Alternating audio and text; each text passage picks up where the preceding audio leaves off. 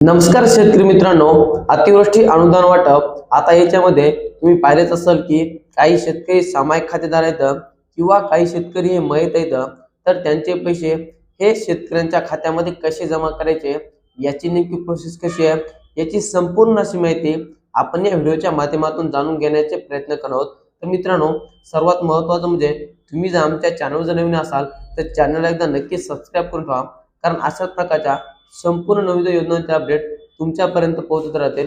चला तर मित्रांनो, व्हिडिओला सुरुवात करूयात. मित्रांनो, आता याच्यामध्ये आपण पाहिलेच असेल की बरेच शेतकरी सामायिक आहेत, तसेच काही शेतकरी मयत आहेत. तर ह्या शेतकऱ्यांचे जे काही पैसे आहेत ते अद्याप देखील काही शेतकऱ्यांच्या खात्यामध्ये जमा झालेले नाहीत.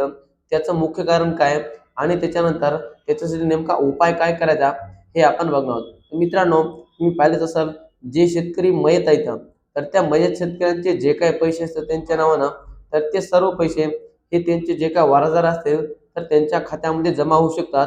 याची प्रोसेस तुम्हाला काय करायची, तर ज्यावेळेस तलाठी याची यादी करत असतात तर त्या ठिकाणी तुम्हाला त्यांचे जे काही वारसदार असतील तर त्यांचे आधार कार्ड व बँकेचे पासबुक त्या ठिकाणी तुम्हाला द्यायचे.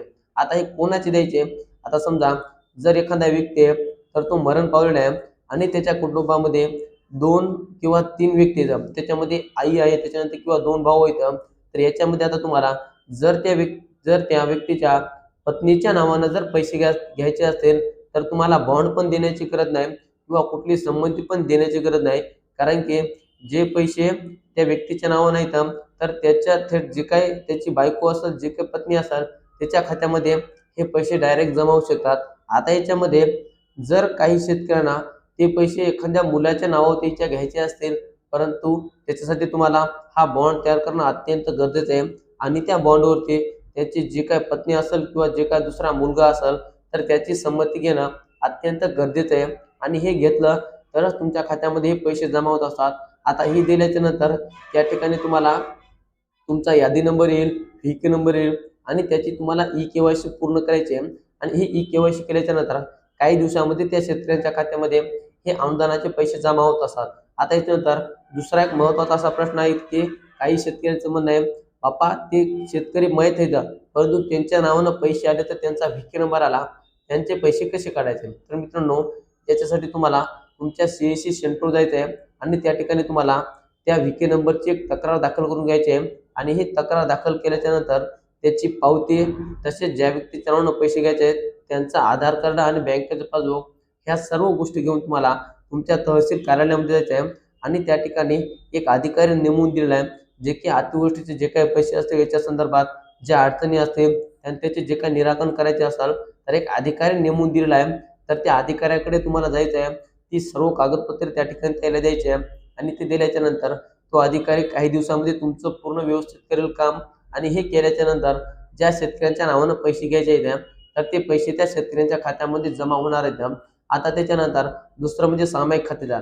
आता सामायिक खातेदार सुद्धा असाच आहे.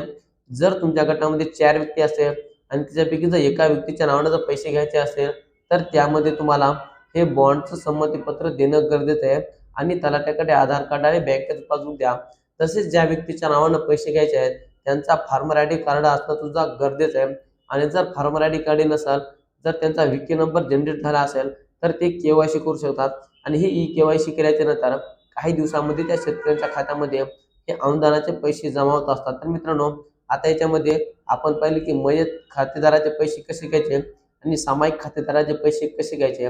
आता याच्यानंतर बऱ्याच शेतकऱ्यांच्या अडचणी अशा आहेत की माझे अद्याप देखील हे अनुदानाचे पैसे आले नाहीत. त्याच्यामध्ये भरपूर शेतकरी आहेत, कारण की पहिल्या टप्प्यामध्ये पाहिलं असं आपण की राज्य शासनाच्या माध्यमातून अत्यंत जलद गतीने शेतकऱ्यांचा डाटा मागितला गेला होता आणि त्या ज्या शेतकऱ्यांचा डाटा मागितला गेला होता फक्त त्याच शेतकऱ्यांच्या खात्यामध्ये अनुदानाचे पैसे जमा झाले आहेत. उर्वरित जे काही 30 ते 40% शेतकरी आहेत की त्यांना अद्याप देखील हे अनुदान मिळालं नाही. तसेच हे अनुदान न मिळाल्यामुळे त्यांना रब्बी बी बियाण्याचं अनुदान देखील त्या शेतकऱ्यांच्या खात्यामध्ये जमा झालं नाही. त्याच्यामुळं त्या शेतकऱ्यांना एक काम करायचं आहे, त्यांना सर्वात प्रथम आपला व्ही नंबर आहे की नाही हे चेक करायचं आहे आणि हा व्ही नंबर असेल तर तुम्हाला त्याची के-वाय-सी करायची आहे आणि व्ही नंबर नसेल तर तलाठी कार्यालयामध्ये जाऊन तुमचं आधार कार्ड आणि बँकेचं पासबुक देऊन तुम्हाला तो व्ही नंबर घ्यायचा आहे. हा व्ही नंबर घेतल्याच्या नंतर सुद्धा बऱ्याच शेतकऱ्यांच्या अडचणीत की माझे पैसे जमा झाले नाहीत. आता याच्या मागचं कारण काय, याच्यामागची कारण म्हणजे भरपूर कारण आहेत. त्या शेतकऱ्यांची ई-के-वाय-सी पूर्ण नसणे, तसेच फार्मर आय डी कार्ड नसणे, त्याच्यानंतर त्यांचं एखाद्या विकी नंबरमध्ये काही चुकीचं असणं, नाव चुकीचं असणं, आधार नंबर चुकीचा असणं किंवा गट नंबर चुकीचा असणं, अशा ज्या काही विविध अडचणी असतील तर या अडचणी तुम्हाला त्या तहसील कार्यालयामध्ये जाऊन तुम्हाला अडचणी मांडायच्या आहेत आणि तिथून तुमच्या अडचणीचे तुम्हाला निराकरण करून घ्यायचे आहे. आणि हे करण्यासाठी तुम्हाला तहसील कार्यालयामध्ये कोणाकडे जायची गरज नाही, फक्त एकाच अधिकाऱ्याकडे हे काम नेमून दिलं आहे. आणि शेतकऱ्यांचं काही असं म्हणणं की बाबा ती अधिकारी तुम्हाला पैसे मागतील का? तर मित्रांनो, हे काम करण्यासाठी तुम्हाला कोणताही अधिकारी पैसे मागणार नाही. जर एखादा अधिकारी जर तुम्हाला असे पैसे मागत असेल तर आम्हाला कमेंटच्या माध्यमातून नक्की कळवा. आम्ही तुम्हाला त्याची तक्रार दाखल कशी करायचं, त्याला कसं जागेवर आणायचं याची संपूर्ण माहिती देऊ. तर मित्रांनो, हे होतं अतिशय महत्त्वाचं अपडेट, अतिवृष्टी अनुदान 2025, जे की आपण या व्हिडिओच्या माध्यमातून जाणून घेण्याचे प्रयत्न केले आहेत. हे अपडेट तुम्हाला कसं वाटलं? चॅनल नवीन असाल तर चॅनलला नक्की सबस्क्राईब करा आणि व्हिडिओ जर आवडला असाल तर व्हिडिओला एक लाईक करा. चला तर मित्रांनो, भेटत राहू नवीन माहितीसह, नवीन व्हिडिओसह. धन्यवाद.